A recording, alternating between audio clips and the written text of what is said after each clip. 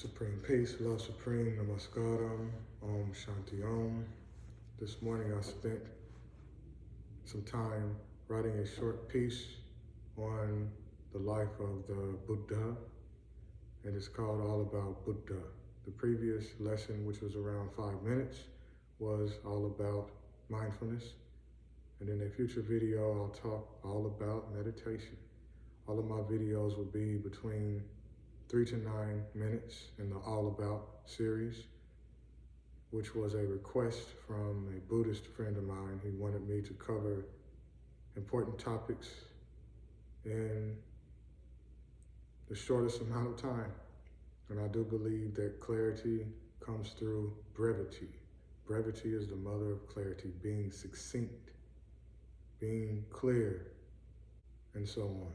So without further ado, here is All About Buddha.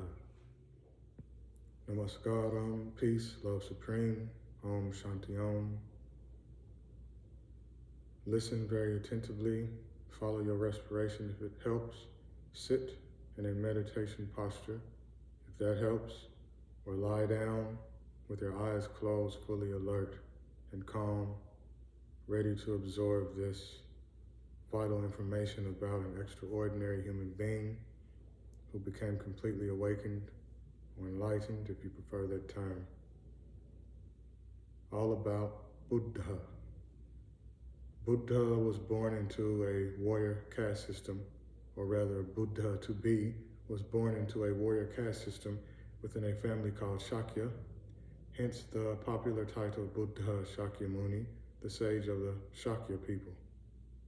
The Shakya family belonged to the Gautama clan, possibly the same famous clan mentioned in the Upanishads, in a region then called Kapilavatthu.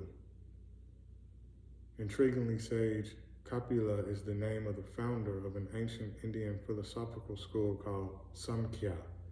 At the time of the birth of the Buddha to be, the Brahmin caste system wasn't the highest position in society. The warrior caste system he was born into reigned supreme during his lifetime and for quite some time after his death.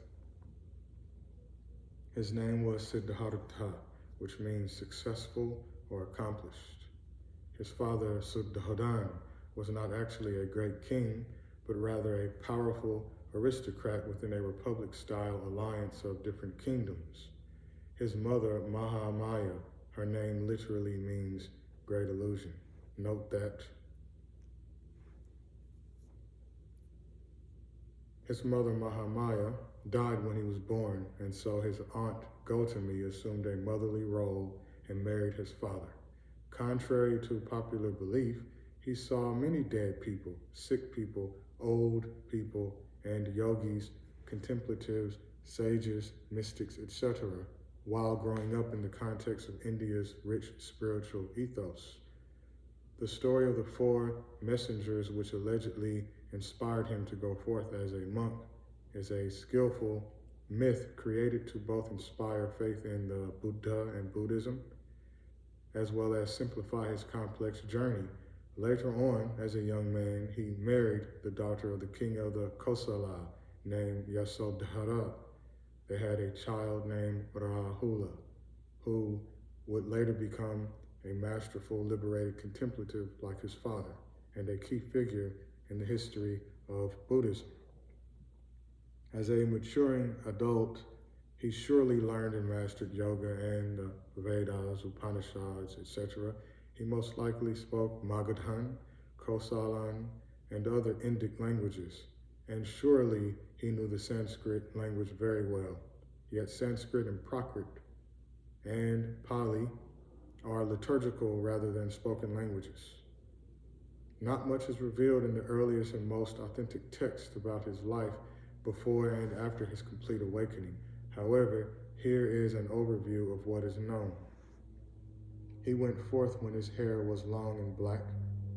He used to enjoy indulging in sensual delights, such as going to an ancient brothel, and he stated that he would remain inside that palace, which hosted nothing but female high-class servants, i.e. geishas, if you will, without leaving the palace even one time during the 4 months rainy season.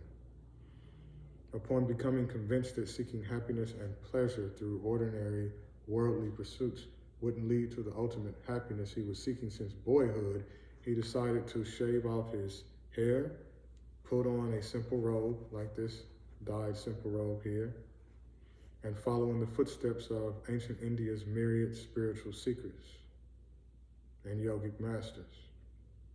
He traveled around on foot and learned various techniques, most notably deep meditations called dhyan in Sanskrit and jhana in Pali. He learned from two great teachers, Alara Kalama and Uddaka Ramaputta. Uddaka, the son of Rama, he quickly learned everything that his two teachers taught and practiced. Thus, he quickly realized that what he truly sought could not be learned from any of the teachers he'd met or heard about, and so he then went to a secluded place to practice intense sadhana, a particular systematic spiritual practice.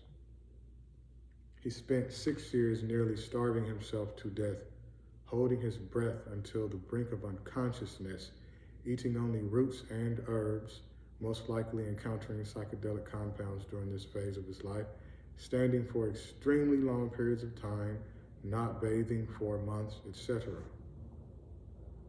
After about 6 years of austere spiritual inner work, he collapsed due to malnourishment, and thus decided to accept a traditional sweet rice dish, rice kheer, from a woman named Sujata, who was on her way to make an offering to a tree spirit. After he enjoyed that meal, which surely was prepared with love and devotion, he acquired enough strength to come to his senses, so to speak. That moment marked the end of his foray into extreme ascetic practices as a means of discovering nirvana, nibbana in Pali. Those terms deserve a separate lesson, but they are typically thought of as an enlightenment experience. Not long after this episode in his life, he recalled a time when he sat under a rose apple tree during a festival, and he effortlessly entered into a deep samadhi, a totally unified mind experience.